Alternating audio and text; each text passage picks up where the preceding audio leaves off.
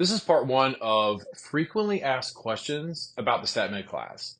Number one, who takes the StatMed class? Good question. This class is primarily designed for medical students. This can range from entering med students to medical students in the classroom or didactic learning years. They might be rising or they might be repeating. This can also include students prepping for boards or who are in rotations and prepping for shelf exams. The class is also open to students in related fields, such as veterinarians, PAs, PharmDs, etc. Any of these medical programs that make you drink from the fire hose. And sometimes we even have residents or practicing physicians take the class if they have the time and it fits their needs. The key is that they're all looking for better ways to study, maximize their time, and take board style exams. That's what STAT stands for: study, timing, and testing, all through the fields of medicine and the filter of how we learn.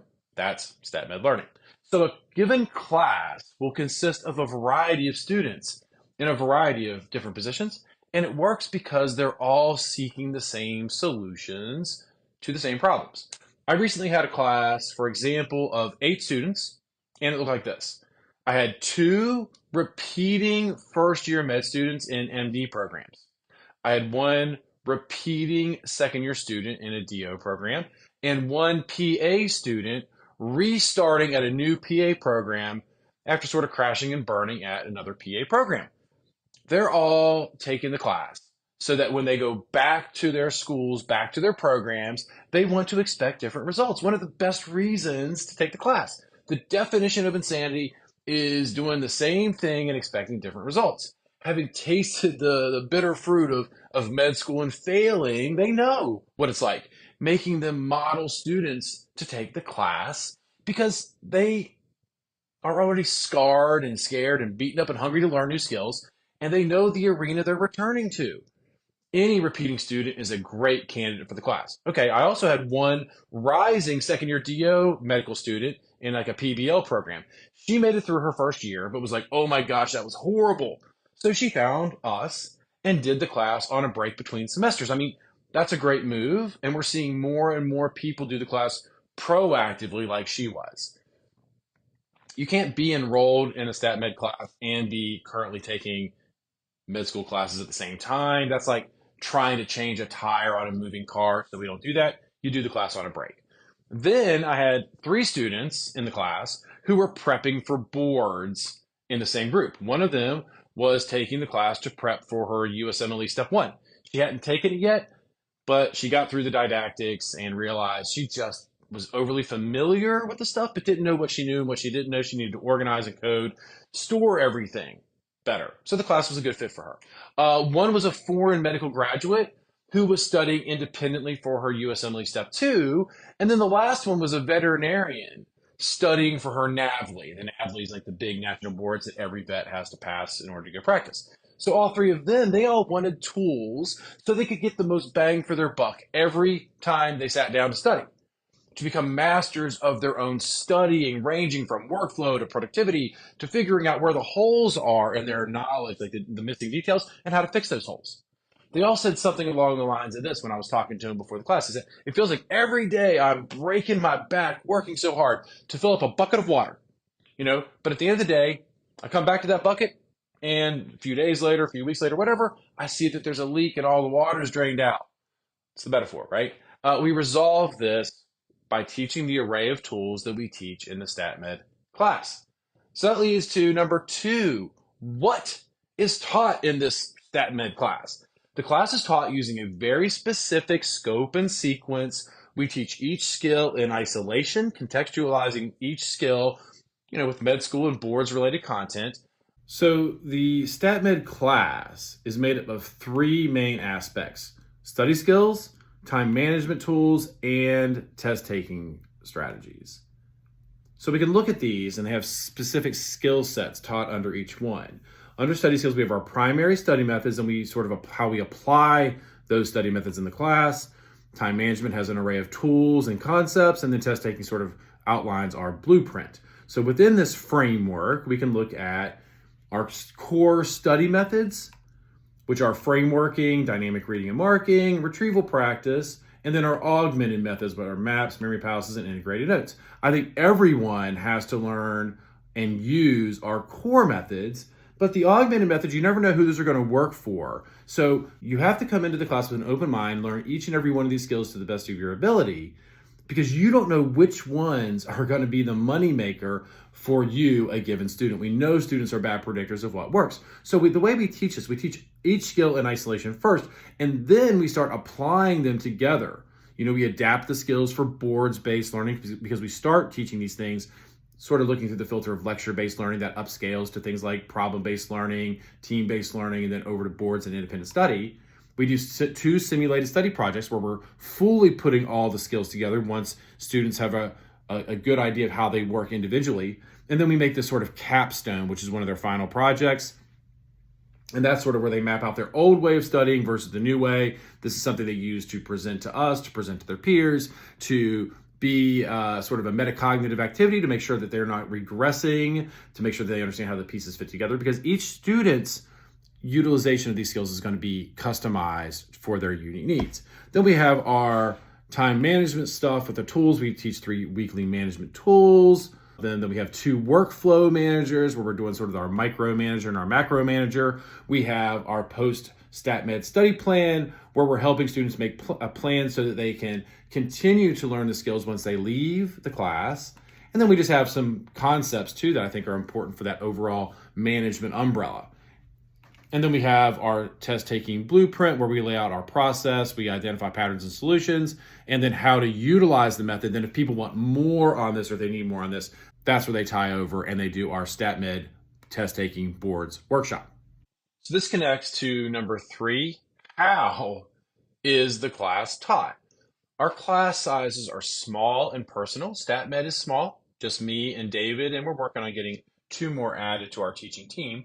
But right now it's just me and David. We are small and we know every one of our students. We only allow up to 12 students in our live online class format, which is the main way we teach the classes. Most classes are between 6 and 10 students. We like it small. It's like we're all sitting around a round table together talking and interacting. We mainly use a 4-step process that goes like this as we teach each skill in isolation, especially in those first few days. We start with step 1, dissemination and instruction, where we teach each skill. So yes, we have to lay it all out lecture style, illustrating the process, giving the rationales, illustrating pitfalls, and showing the process.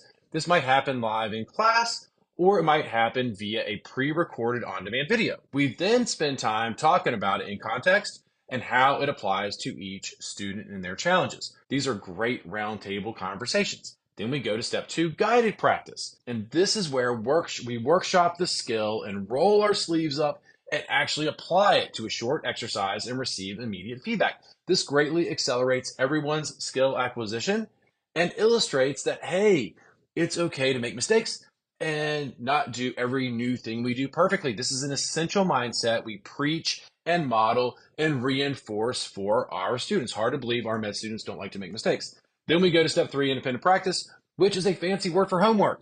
We always provide a homework option that will accelerate your learning at this step. If someone wants to do something on their own, we can always discuss this. But the key is getting this homework done, even if you struggle and wipe out, because this homework experience will feed directly into step 4, analysis and feedback. This is where we unpack the homework and model best practices, answer questions that individuals have, and give feedback. This is where the learning happens. This is where the aha moments occur, but only if the other hoops have been jumped through. This is where the students really benefit from their hard work and from tapping into our brain time and expertise. By the time we get to day 4, day 5, we start integrating the skills together that we're teaching, seeing how they connect in a lecture-based learning environment, then upgrading to independent learning and boards-based studying. But it all comes down to these individual foundations first, and that's part of our plan and part of our scope and sequence. Number 4 asks, how is the class set up? Each class spans about 10 days. Here is a sample schedule. Keep in mind, each class has its own unique schedule, though. We offer them at specific points in the year, like over the December semester break and ranging from late spring through late summer. But we often run them at other times of the year too, and sometimes they fill up before we even post them. So it's best to always ask us and let us know if you're interested because that's what other people are doing. The class operates in what I would call or what I would consider four modalities. First one is our live class sessions. That's the main modality where we spend the most of our time. You can see that in the schedule. This is where we're all face to face, online, cameras on, like we're sitting around that table. I know everyone has Zoom fatigue, but this meeting format is very different, very interactive, very engaged, and it's a great way to learn. We disseminate, we go over homework, we give feedback, we indulge in tangents, and otherwise share what I call our brain time with our students in these group learning sessions. But we are always marching forward, following our very specific scope and sequence at all times. Second modality is on-demand videos, and these are great. We are creating more and more of these, sort of flipping the classroom. Students watch these lectures before coming into class, and then we unpack them, really digging into details, and I think they can be just a lot of fun because it fast forwards us to the meat of the discussion as it relates to the students. It's also nice since they can rewatch the videos if they want. We don't record the live sessions since I think confidentiality is important, and many of our students are sharing some raw, painful experiences that led them to take the class, so we don't need to have that recorded. The third modality is homework. As I mentioned earlier, students do homework outside of those scheduled meeting times that you saw on the schedule. This can take an hour a night, maybe up to 3 hours a night, depends. One of the secret spices that makes the StatMed class hum along is how carefully I've selected and curated our homework assignments over the last 15 years. These exercises will tie directly into the skills that we're working on that day, and they're going to accelerate each student's acquisition of the skills, which is the name of the game here. It's always authentic med school or boards-based content, and the work is not too ambitious or too sprawling so that we can ensure students can actually get it done. Can students pick their own homework? I mean, yeah, sometimes. Or some students do the assigned work and then they turn around and they apply it to their own stuff. The key is getting it done and that you wrestle with that experience and that you allow yourself to make mistakes and maybe not do it right so that the discussion the next day is fruitful and beneficial. We can always discuss this with each individual student based on their individual situation. The fourth modality is our one-on-one meetings. We schedule two of these, one around the midpoint of the class and then the other at the end, the exit meeting at the end of class where you have a lot of stuff to present and vet to your StatMed class instructor. We can also always add additional meeting times as needed as part of the class, either after class that day or later the day in the evening. Feedback is a key part of the class and getting to know our students is part of the structure. Number 5 is, how do students continue to develop the skills they learned in the class after the class ends? This is something we are very concerned about because we're only as good as our students are successful. Are we afraid of students having a false sense of security with these skills after just a few days in the class? Relatively speaking, yes. Are we afraid of skill regression, meaning they subconsciously start rounding down their new skills and revert back to old habits? Of course. Are we afraid of the silent killer of skill drift, where the skills deviate and mutate and become something else less effective? Definitely. So, how do we offset this?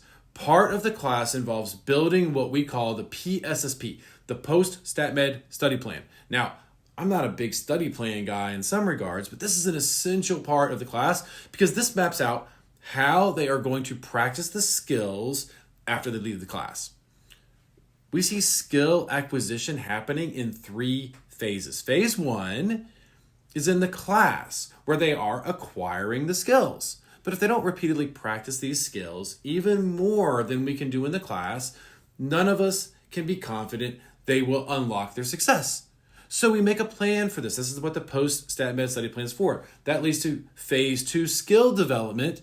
This is where this must happen. Then there is the promised land phase 3 skill mastery. This usually can't happen until they're back in the mixer of school since you can't simulate the speed volume density equation or their independent study. But the better they do with phase 2, the better off they're going to be when they get to phase 3. The key is having a plan for phase 2, and that's what our students make with their PSSPs. Think of this as a transition window between the end of class and either returning to school or entering full board study mode. It might last a few weeks. One way we help them unlock the skill development phase is by targeting this thing we call the magic dozen, which is neither magic nor scientific, but it means you want to complete each skill a dozen times. Each time you complete the skill, it's like you get a game token. And once you get enough game tokens, say a dozen, you power up, you level up to the next level. This is all possible on their own, in part because we lean so heavily on retrieval practice and we operationalize this in all of our skills. So they're always getting feedback on what works and what doesn't. This is one of the secret skills that makes this all work like a self-propelling engine. I mean, we're also tapping into their natural intellects and drives to get better at all this. That's part of what's so great about working with our med students over the span of time within the structure of the class at also such a small ratio. So in my experience, when students cut corners on phase 1 or phase 2, that's when they get in trouble and can't actualize in phase 3. One of the great things about the class is that I'm always redesigning it like a madman because I keep collecting feedback from my former students and take their insights and build them into the newest iteration of the class. That's how we know this is such an important aspect for success after the class.